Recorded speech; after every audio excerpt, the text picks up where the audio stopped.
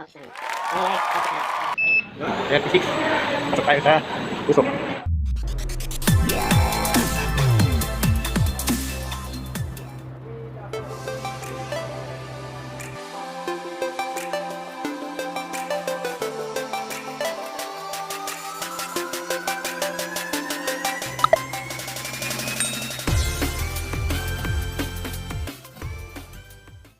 Gising ka na guys. Wala na ang aking gamit guys. For my first day orientation para makapagal ng shooting. Okay guys, stay put. Nag-ready na pala ako ng aking mga gamit guys ha.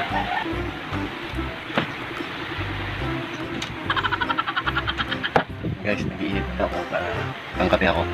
Kaya guys, maliligo muna tayo ha. Okay, sasama ko lang. Maliligo na ako, stay put ha. Paano masabi? A few minutes later.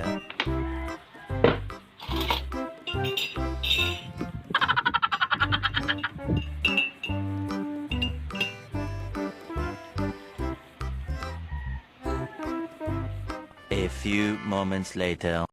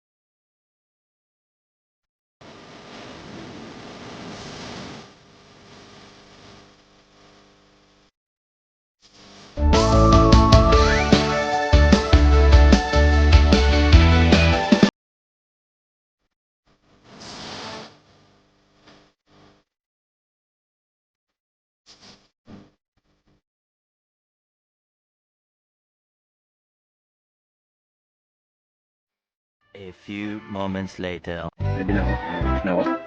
Punta na ako office para orientation. So, balitin ko para makapag na lang. Shooting. Stay put, bye. Guys, biyahe na ako.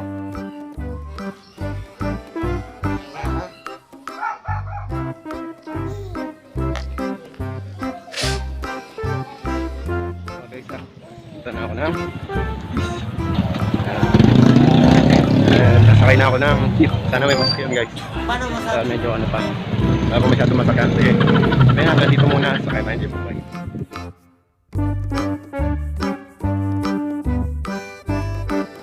Kaya po.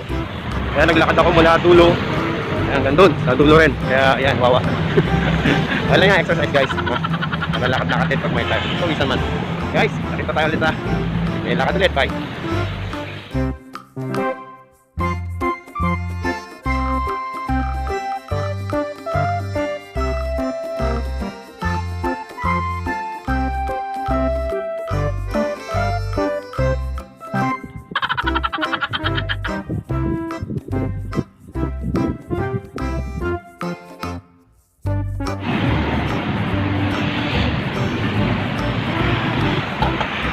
Kapoy man, kapoy.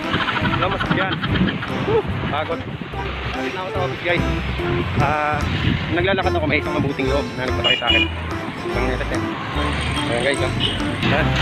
Papasalamat ako sa kanya at nakasakay ako. Ayan, thank you so much yung mabuting loob na yung tao.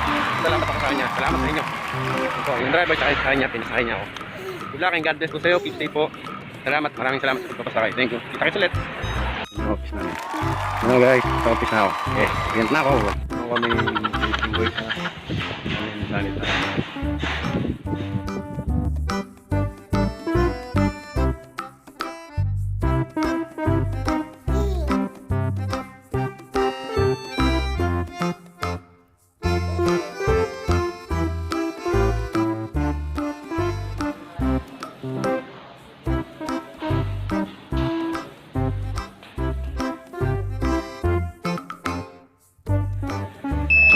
Yun, 36. Pasok tayo sa puso.